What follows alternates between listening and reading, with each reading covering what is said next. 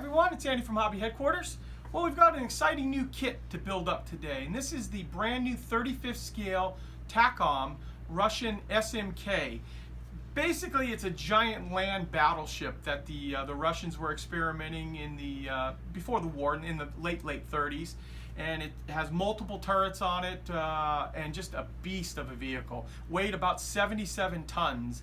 And it's based a lot on the KV chassis. In fact, it's using KV tracks, KV wheels, suspension arms, kind of like a stretch KV chassis with multiple turrets on it. In fact, the one turret on it there too looks like it's very, very similar to the KV. It might actually be an exact copy of it. So these are our brand new kits that have just come out from Takom. They're under $50 in the United States.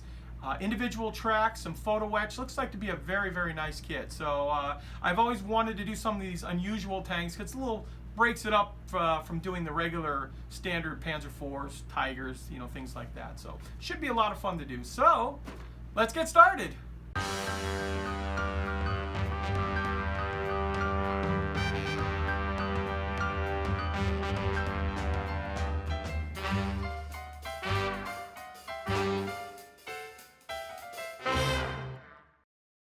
The first thing we're going to take a look at is the upper hull, and this is built a little bit differently than some of the other tank kits out there. And the sides are all molded into the upper hull, and the only thing that needs to be added is this the lower part right here that'll just glue right into place.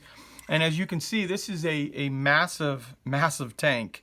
Multiple turrets, and I think that's one of the reasons it's drawn me to want to build this kit, is because it's just an unusual piece. Now we'll also take a look at the lower parts here. We've got our lower pan, our transmission plate up here, as well as our fenders. So once again, really massive piece. And then we come to some of the turret pieces. They've got kind of some unusual ways that some of those will go together. And our other turret piece here for the two sides, as well as the little ones here. As you can see, believe it or not, there is not a heck of a lot of parts that make up this kit as well. The gun barrels are all slide molded, as well as the hooks here, the tow hooks here. They're all slide molded as well. And then this thing is, now the tracks are individual tracks, and normally you're like, oh, I don't want to build all those tracks, but these actually do not look that bad. There's just two little connection points on it, and it looks like they might even, if they don't snap together, they're going to glue together pretty easily, because these Russian tracks are pretty basic and straightforward. So that's not turning me too much off to wanting to build this. And then we've got actually 3 sprues. Looks like all 3 of them are the same. Yeah, all 3 sprues of this, and this is going to make up all of the wheels, because as you can imagine, there are quite a bit of wheels on this, as well as suspension parts. So overall, a pretty simple kit to put together. Lastly, we have a photo etch screen, some metal tow cable right here, which you can see is pretty thick, so it's good that they did hollow those out completely.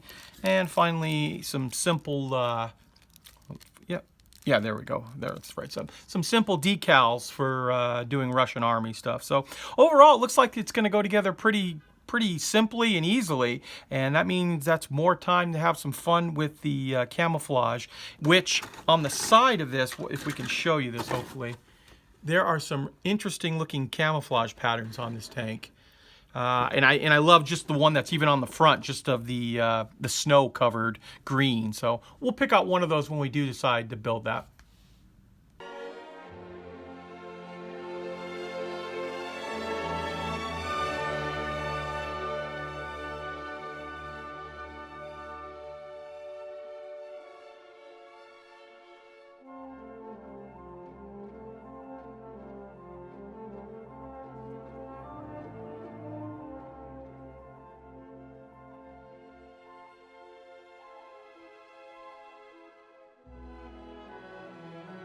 Okay, we can now get started on the hull of this vehicle, and as you can see, the hull is built up a little bit differently than you'd find on most tanks. It is technically kind of like an upside down bathtub style hull, whereas we have the upper part of the hull and the sides already in place, and we have to go ahead later on and glue the bottom into place here.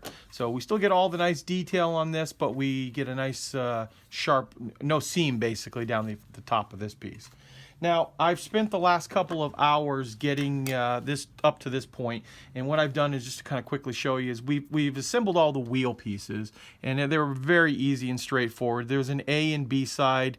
They have a little key inside each one of them that lines up each one, so they fit just exactly where they go. I've gone ahead and started sanding all of the wheels, because that's going to be the most time-consuming part of this whole entire kit is, you know, putting everything together and getting it all sanded.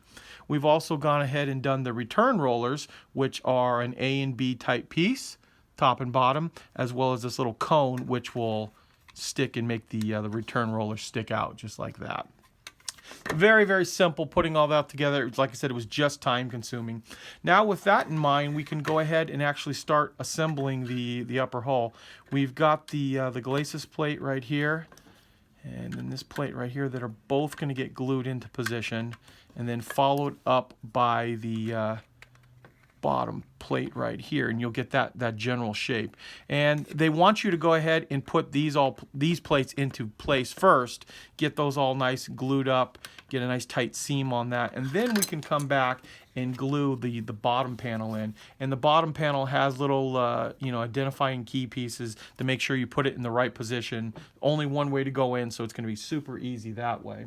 So what I'm going to do is I'm going to go ahead and glue these. I want to get some clamps on this stuff and take my time and slowly get each one of these glued into place just like it's supposed to be, just so we don't have any giant seams that we have to worry about filling or anything later on.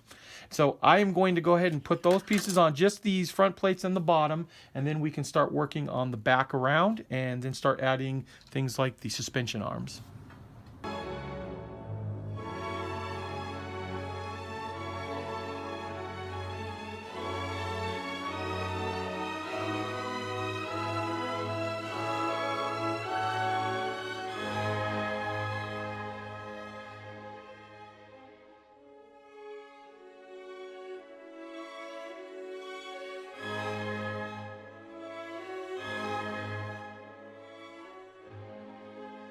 Okay, we've got that lower portion glued in, and now I'll just show you quickly how easy this portion will glue in. You can see there's a little lip right here that we put glue on, and then we'll glue, of course, the sides too, and that all just kind of clips together in here, just like that.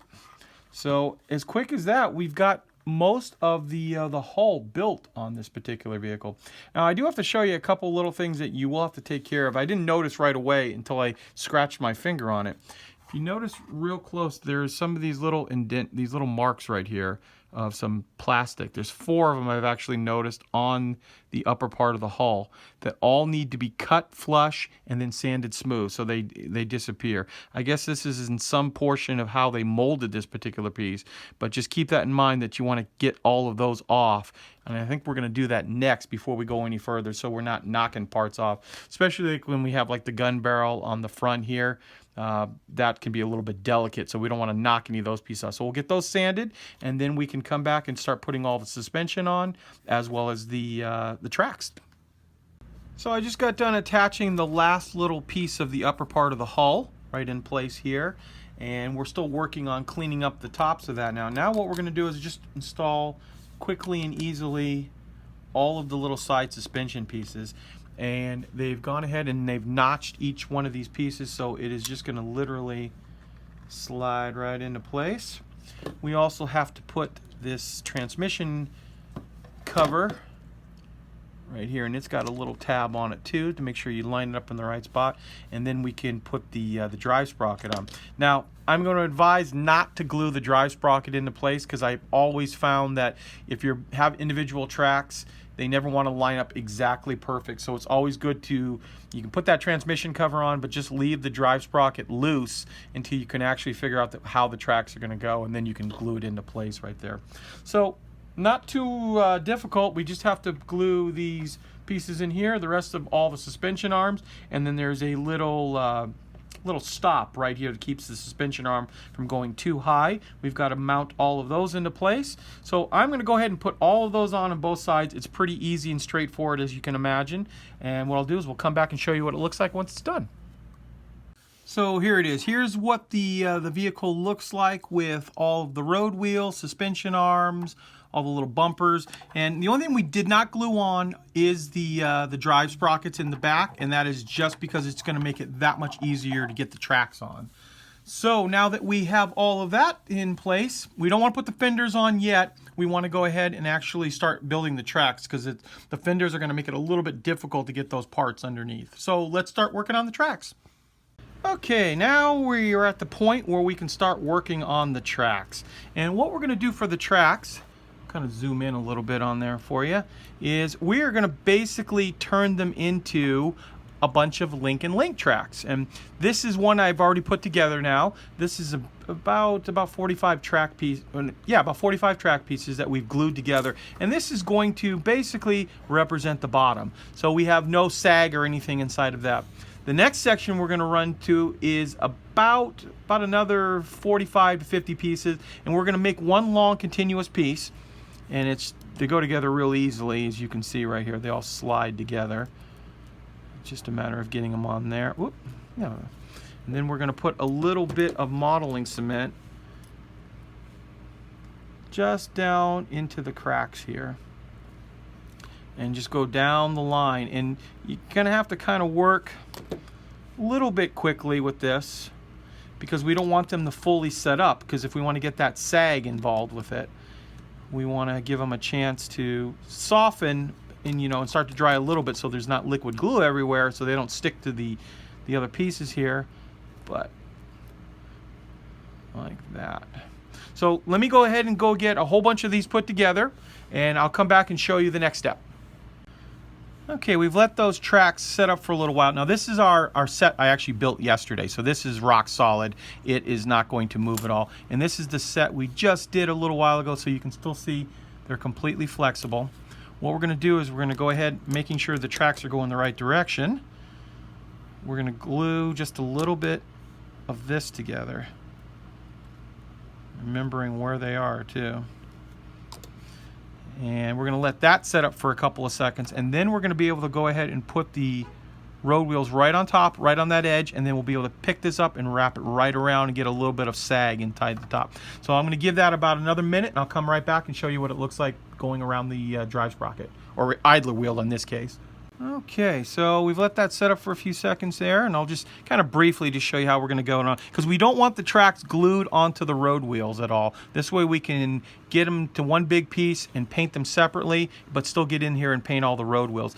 The bottoms don't have any rubber on them, they're all steel, but the tops do have a little bit of rubber on the top that we will want to go in there and paint. So now it's just a matter of remembering where that little bend was, keeping it on the very last road wheel. And then we can just go and wrap these right around. But we do want to create a slight sag in this, so what I'll do is I will put a slight amount of weight on each one of these little areas in here, just to give it just a little bit of sag. And then we'll come in with the next group of tracks, and we'll wrap it around from here around the drive sprocket. Okay, remember now we did not glue the drive sprocket into place, so that is still a separate piece. We have it just pushed on by friction. And now what we're going to do is, these have set up to a point that I think we should be able to get them to wrap around. And we're not going to glue this bottom portion down here. That's the break point that we want in the track. So we're going to use it just to push up against there, and then hopefully wrap this right around. And if we counted properly, I did put a touch of glue right there, and actually I'm going to put a little bit more. And because you can always add another link if we didn't have enough, if we put a lot of extra sag in here. And actually I think that is going to line up perfectly. So the 110 tracks are the right amount according to the instructions. And I'm going to work on keeping this part together a little bit stronger over here. And like I said, if we have to and I get a little more sag, I might go ahead and make it that we can get one more link inside there. But I'm going to work on putting the rest of that together, and then I'll let them completely dry into the position they need to be. Then we'll take them off, then we can start painting them. So I'm going to finish this side up and then work on the other side, and we'll come back and show you what it looks like when it's done. And we finished up both sets of tracks now, and you can see we've got them all ready to go with a break right here. On the second set of tracks, I tried something different where we stretched the track all the way around, basically from here around to here. And that actually was a lot easier than even the first way I did. And all we had to do was go and build just the bottom portion of it. So it might be something you might want to try. Both of them were pretty straightforward. And we finally have a little break right here. So this was the last little piece that we added in here. But now that we have that done, we are going to go ahead and paint the tracks, because we don't want to put the tracks on yet, because with these fenders that are going to go on, those fenders are going to require us to, you know, build and paint and all the little supports, but then we can't get the tracks on. So we're gonna have to do a little bit of painting, building type thing. So let's get the tracks painted up first. So what we're going to do is we're going to start off painting them NATO black as an overall color, and this is just to make sure that none of the gray shows through. So we want to make a really good effort to get as much of this as solid black as possible. Now once that is painted black, we're going to go ahead and use our three-color mix and just give it a light mist coat over the entire vehicle, or excuse me, over the entire tracks, and that's going to give them kind of a tarnish, not necessarily rusted, but just so it's just not so bright. So now that we have the tracks, as you can see, put together and painted, we can start working on the last two real pieces that need to go on this, and that's the turret. And kind of briefly show you most of the assembly on it, because I was dry fitting all of this and it seems to go together pretty quickly and easy. Gonna put our little machine gun in the rear, and that is about the only thing that needs to really be lined up before you get the two sides together.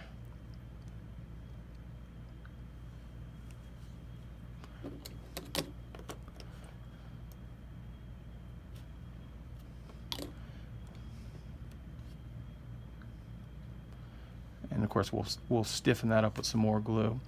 Then we've got our upper roof assembly. It'll go into place right here. We've got the lower assembly that is for the actual turret ring, and you can see that just fits just like inside that. The bottom pan will go down in here, and then the gun is super simple. Now I've put together a few of these sub-assemblies. So you've got the piece that slides into the back here, that'll get glued in. The barrel is slide molded, it'll pop in, and then we have I put a few of these pieces together right here. This is our cupola, and that'll get glued in like that. And within, you know, after I glue all these pieces together right here, couple minutes, you have basically the whole turret going together. Now the second turret is a smaller version of this, but pretty much the same type of parts that get together. So we won't show all of that going together, but you can just see how simple and easy it is to put this one in.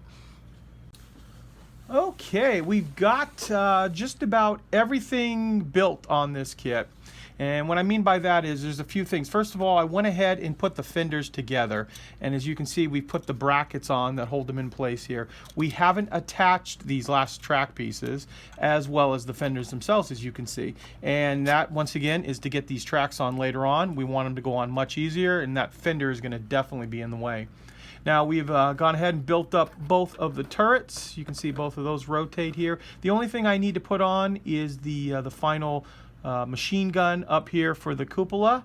We've got the rear one on. We also went ahead and attached the photo etch for the grill, basically, on the front here. The only other pieces that we need to attach, and that is not going to be done until we're at the very last step, are the tools. And there is a little piece right up in the front here, the lens basically for the light. Unfortunately, it is not a clear piece, so we're gonna have to try to paint it and make it replicate as much as we can to a light. But the actual piece up front here, the light is in there, just not the lens on front.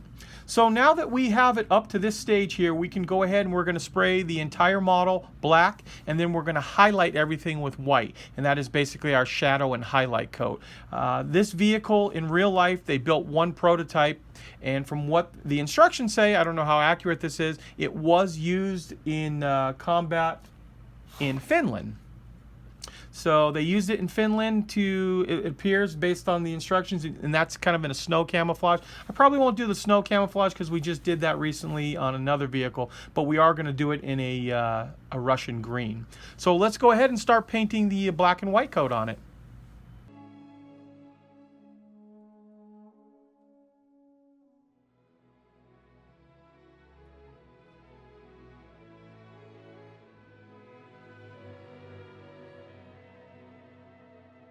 Okay, we've gone ahead and put the white on now, and now we are going to use Mission Models paints, the Russian Dark Olive number 2, and we'll put a nice little coat over it all right now.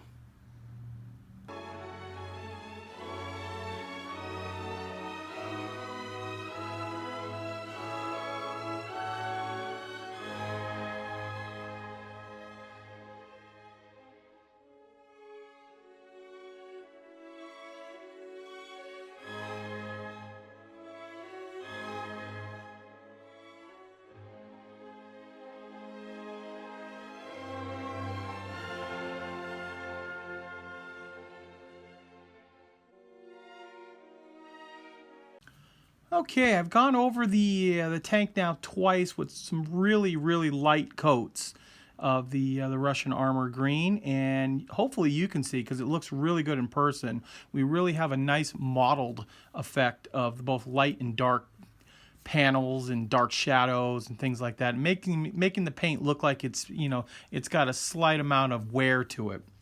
Now we're going to go ahead and seal the entire vehicle with TS80, Tamiya's flat clear, and we're going to spray the entire model over it, and that is going to seal in our paint job right now and protect it.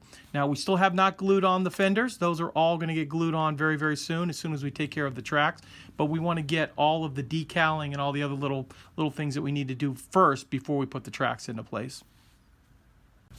Okay, we're about to put the decals on, and there's only 2 decals in the whole kit, so it's not very difficult to put on for this particular version. But what I do want to show you is I spent a little bit of time and put the tracks into place, and they did go on pretty easy. In fact, the track that was the U shape that dropped on actually went on a little bit easier than the other side, so I would definitely recommend doing it that way. So we glued those into place, glued the drive sprocket on, and then we're able to go back and put all of the fenders on. Now for the decal, real quickly, we are just going to use a little Mark Fit Strong. And these are some unusual looking stars here, but there's just a red star on each side. We're going to put a coat of Mark Fit on top of it there, and once that fully dries, we will take it and spray a coat of Tester's dull coat. We don't use the Tamiya on it now because the Tamiya can eat through those decals, and we'll put one more coat on it after that, after it fully dries, so 2 full coats, and then we can come back and start doing all of our weathering. And with all of these rivets right here, we can have some really some good time doing all those. Okay, now we're going to be using a foam sponge, and I've mixed up a special color. It's 75% black green with 25% more black in it, just to darken it up. And I think it makes a nice contrast to the Russian armor green that we already have on top here. Now we want to use it in anywhere that you would expect to see wear and tear on a vehicle. Areas where guys would be sliding off the top of the turret, or working on like stowage bends or over rivet heads, things like that. So we're going to go lightly. You want to really blot most of the paint off of the foam sponge and just let it slowly start to build up as scratches and wear marks.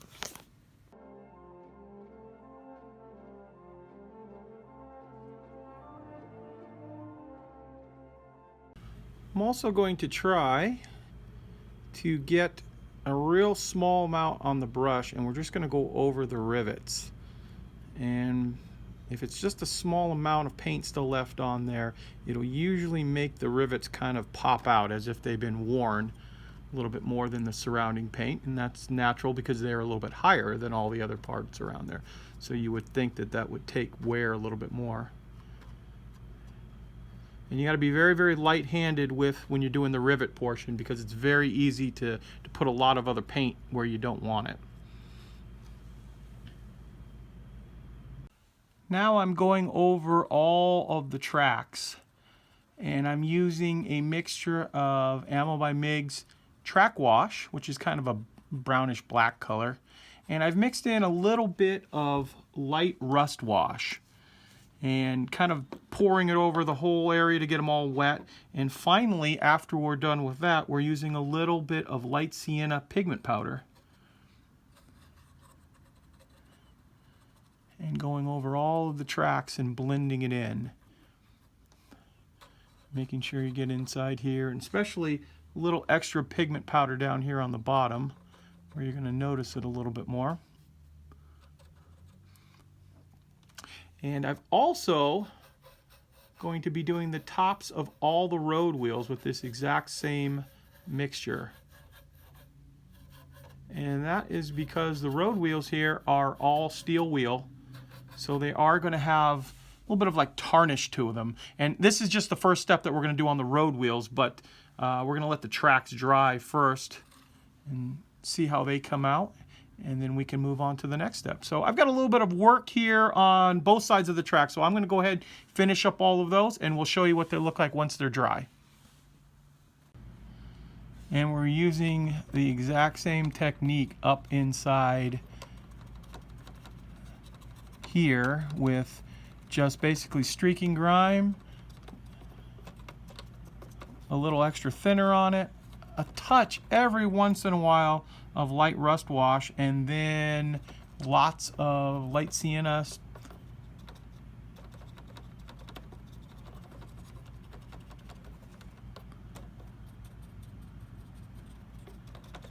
And it's kind of dark and thick right now, but it will dry much lighter. And we'll let you see what that looks like once we get it all dried up. Now we're adding a little bit of odorless enamel thinner into these little pockets areas of the fenders here, which I've already done on this area. And now we're going to take just a little streaking grime, kind of pile it all in on here.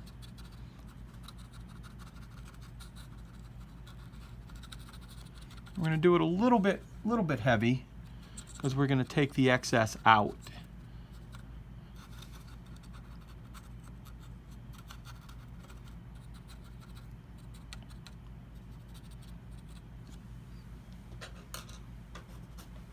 Now we're going to take a clean brush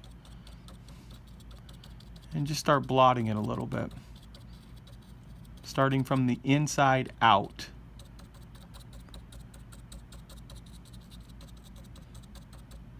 And you can see the clean brush starts to soak up some of the excess.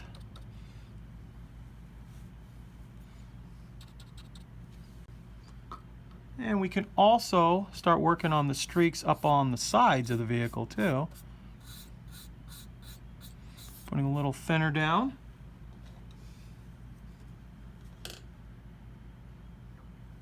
And using just a couple little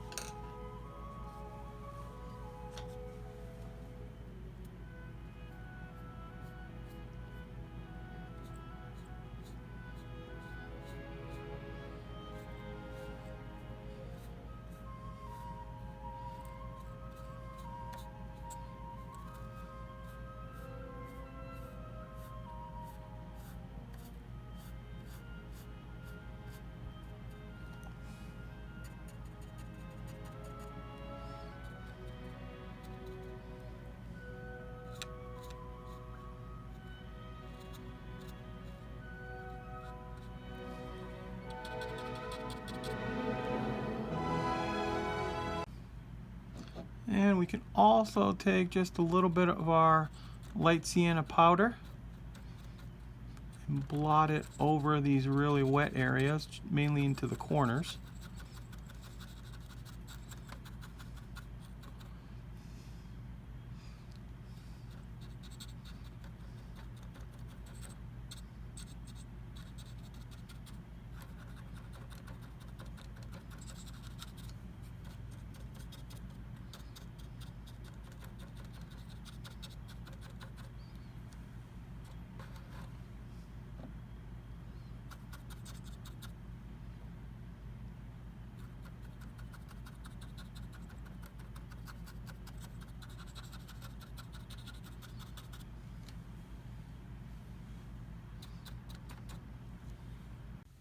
Okay, we're going over the whole vehicle with the exact same process that we did the fenders, but as we go up, we go a little bit lighter. Now, I've done all that already. Now what I'm doing is I'm just putting one more little thin coat of clear thinner on it. And now we're going to use our Tamiya black panel liner. And just, with most of it taken off the brush, just lightly touching each one of these rivet heads. And that is just going to accent them just nicely enough to make them stick out a little bit more than we don't want them blending in too well. Want them look like they have a little bit of grime or muck or something around them.